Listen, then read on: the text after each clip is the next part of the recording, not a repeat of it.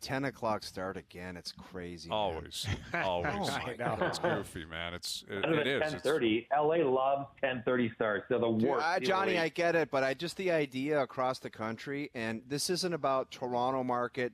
Just McDavid that late for the whole world, like North America. It's crazy, man. Yeah. Go ahead, Brian. Sorry. Well, no, it's a good point, though. Like, if they play Game 4 on Sunday, I'm assuming they do. I haven't seen the time, but why can't that be at 6 o'clock Eastern time? You know, like, I wouldn't be surprised if it was. I haven't looked at it, but that better not be like 10 Eastern on a Sunday. Why wouldn't you have an afternoon show? It's got to be prime time on Sunday. Has to be. But, yeah, McDavid, again, is I'm sure in a kind of similar spot. Like, does he break out? It feels inevitable, doesn't it? Like, it kind of has to. And it's scary, the idea that if it does, and Draisaitl keeps playing the way he does, I don't know how you stop that if you're LA. No. So it does feel inevitable because it's Connor McDavid. But when you watch those games, 5-on-5, he just doesn't get quite as many looks. Like, he's not getting the rush chances. You know, he's having the quick hitters on the cycle where, you know, he rolls around the top and creates a chance. Certainly I expect him to be productive and score goals in the power play because the power play is still lethal whenever they get an opportunity, although LA's gotten way more than Edmonton so far in the series. But on the road, he's going to get a steady dose of Deneau, Mikey Anderson and Drew Doughty, and a 1-3-1 with 5 guys staring him in the face every time he winds up with the puck in the neutral zone. So I don't know if the games are close and LA is able to stay with their system, and they've done that pretty well in games 1 and 2, even though they were trailing. They didn't really chase a game, even though they were losing them.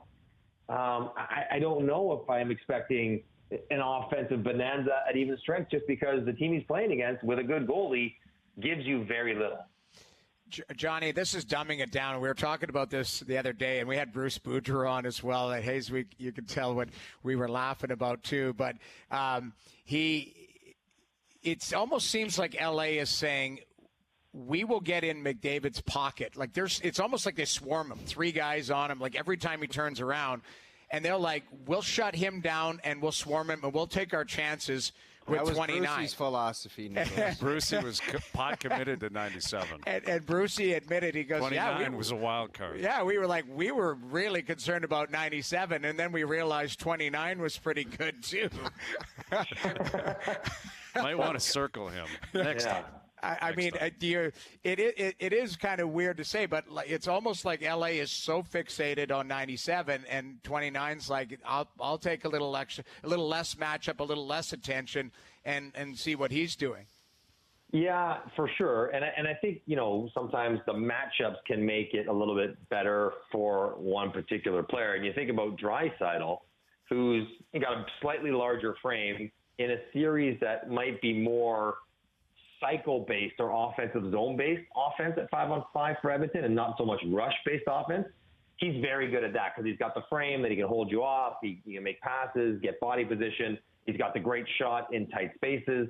And if you're going to deploy your attention and your focus and your best defensive players out against McDavid, which you should, then you always have the problem of dealing with Draisaitl, who, had 128 points this year. Do you remember what we were talking about when Kucherov had 128 points 4 years ago?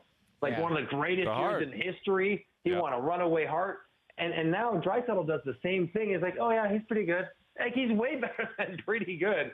And he's healthy this year. Last year he had the gimpy ankle. He couldn't skate properly, and he still lit it up in the playoffs. Now he's not. And this is why Edmonton's dangerous, in that they don't have to play together anymore, and they can still win games when, amazingly enough, McDavid is relatively quiet.